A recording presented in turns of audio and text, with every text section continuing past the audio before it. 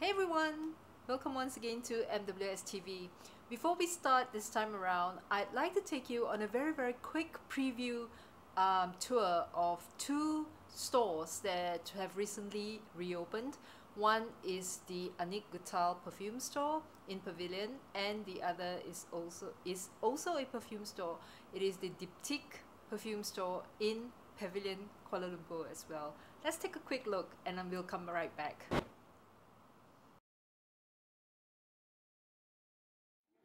2, 3. Ladies and gentlemen, I'm here with you, beautiful Annick Goutal and Diptyque. I'm here for the Diptyque store opening here in KL. So this is the new look Diptyque store in Pavilion KL.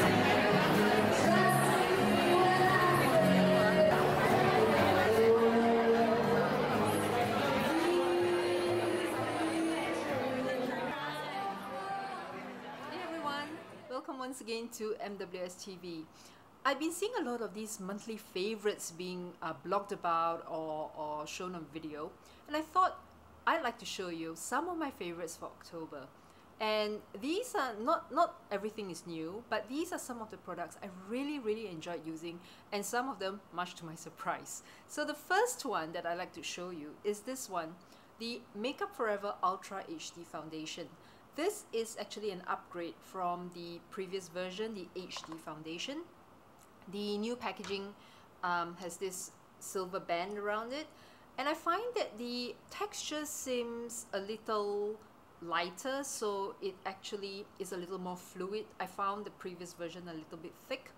The color names have changed, the codes have changed, so it is a little bit tricky matching your foundation if you have used it before.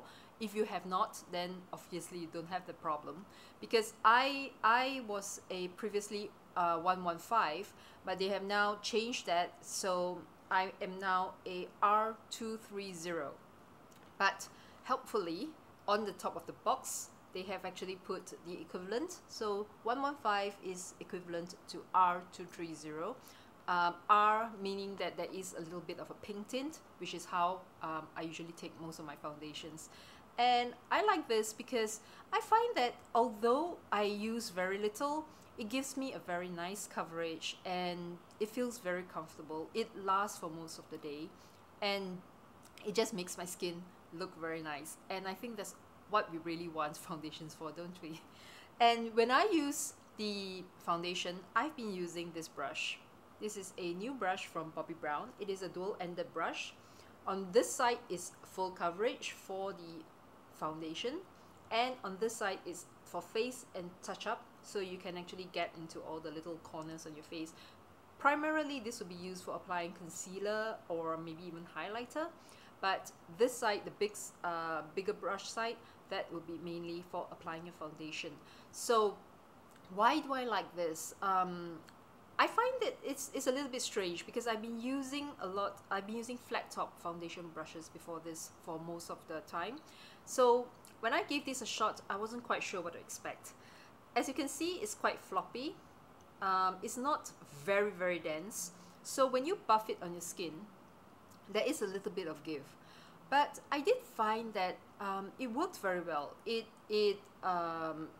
buffs out your foundation, your liquid foundation, very nicely, and it's very soft. It's synthetic hair if I'm not mistaken, and it actually feels very nice and comfortable against the skin.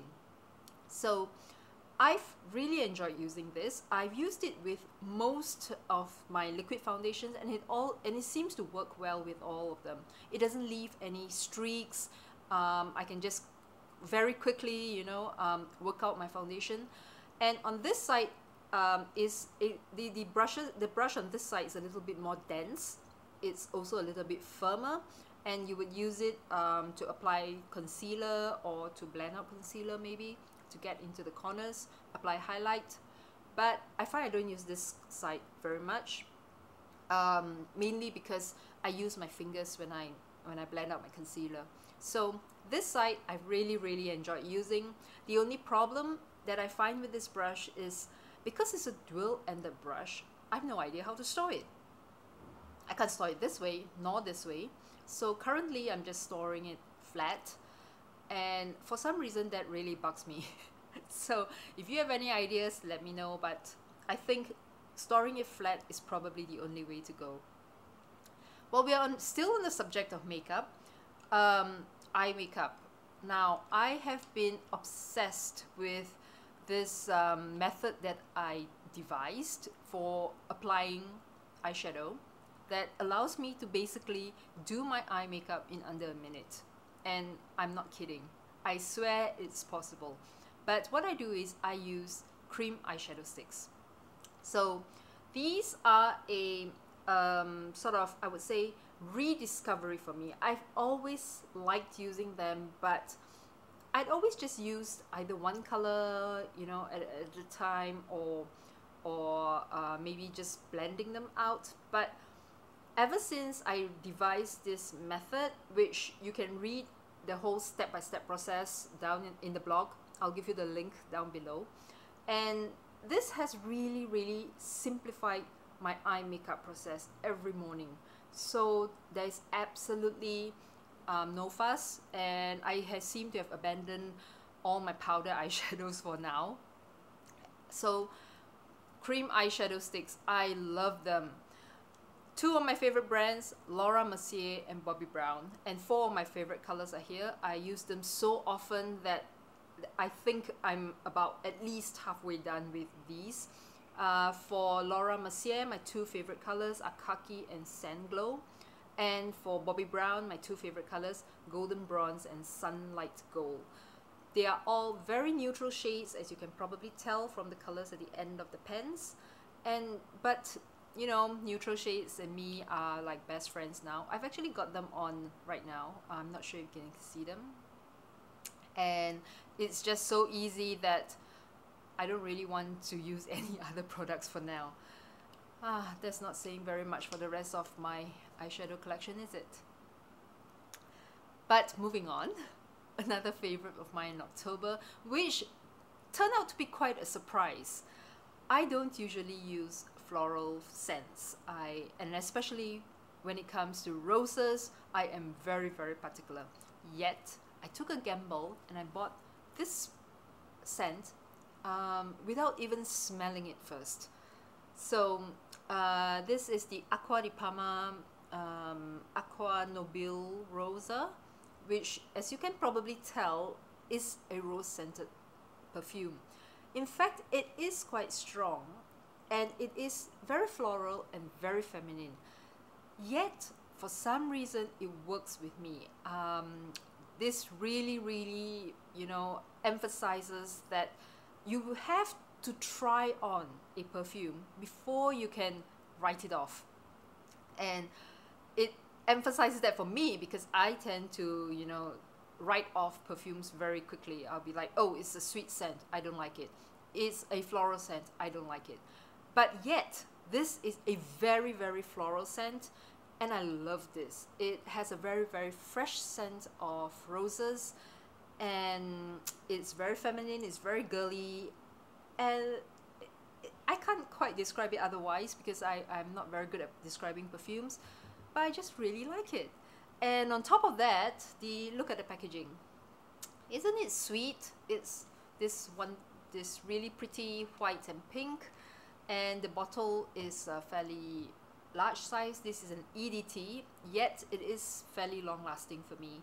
So yeah, this was quite a surprise for me. Another surprise for me in the month of October was small wallets.